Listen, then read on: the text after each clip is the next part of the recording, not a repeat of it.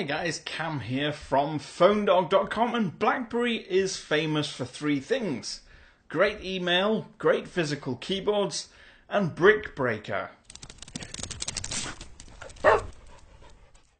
The popular addictive game has been a mainstay on BlackBerry's devices pretty much since the beginning, and until this year it's been unchanged. Much like some similar arcade and console games from the late 80s and early 90s, your goal is to destroy all the bricks in a level by bouncing a ball around the screen with the paddle. You get a set number of lives, and if you lose a ball, you lose a life. Simple premise, but difficult to master. Depending on which device you had, you controlled it with various controls. With the really old BlackBerrys, it was the scroll wheel on the side of the device. With ones that came afterwards, it started using the little Pearl-esque trackball. And after that, there was the optical trackpad. Plus, in the game, you can collect power-ups. Lasers, bombs, longer paddles, multi-ball were among the ones you wanted to catch. Things like flip and catch were perhaps ones you didn't.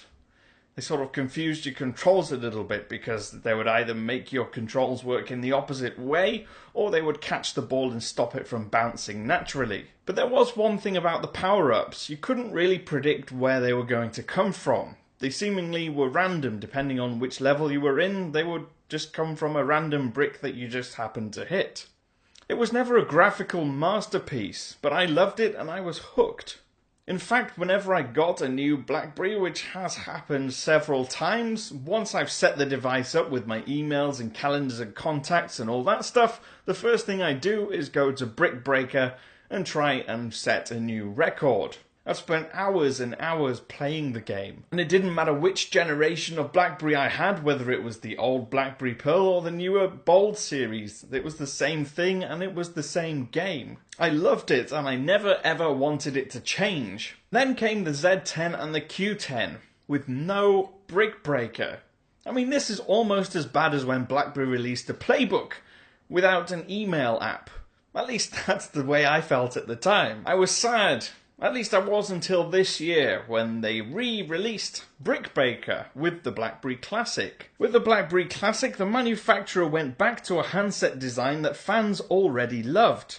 Customers who used the Bolds of yesteryear. And with it, a new BrickBreaker. And apart from the bouncing ball around the screen, nothing is the same. And I'm not sure I like it. First off, you have to download it from App World. It's not pre-installed on the device. And then when you start playing, you have to deal with some kind of odd-looking character running around on the bottom of your screen. There's no more space-age paddle. In its place, a man or a girl or woman holding something above his head. On the plus side, there are a lot of things going for the new BrickBreaker game. You can control it three different ways, either with the optical trackpad, the touchscreen, or using the accelerometer motion sensor inside the device. Some of the new power-ups are awesome too. Things like Pierce, which lets the ball kind of fly through the bricks and destroy them as it's making its way up and down the screen. And for the first time, you can have multiple power-ups active at once. There's also a new UFO power-up, which sort of creates new bricks on the screen as you're playing. This of course means that you can get more points in that specific level. There's even a new brick that sort of switches the screen so that it reveals hidden bricks that you didn't know were there before. And the bricks are now color-coded, so power-ups aren't a random affair.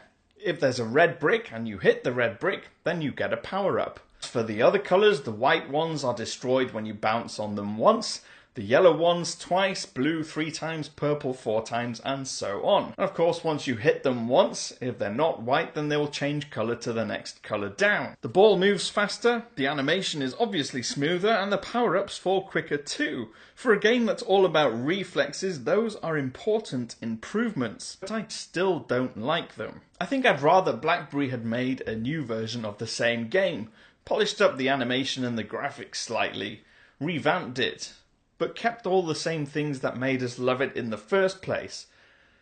Give us the original bricks and the old space-age blue paddle. Give us the great new power-ups. Just don't give us that silly little man or woman running around on the bottom of the screen. Sure, while I have the BlackBerry Classic, I'm probably going to be as addicted to this new version as I was to the old one. But as much as the game is probably better, I still prefer the old game. I've been Cam. I'm at PhoneDog_Cam on Twitter. Let me know what you think of the new BrickBreaker. Are you a BlackBerry fan? Have you tried it yet? Have you downloaded it from the app world? If you're not a current BlackBerry user but you used to be, were you as addicted to BrickBreaker as I was? Let me know in the comments below, and of course, feel free to share with me what your top score was. I think I managed to get up to about 10,000 once on the old game, but that only happened once. And I'm not even sure if that's a good score. It probably isn't. Anyway, I will see you again soon.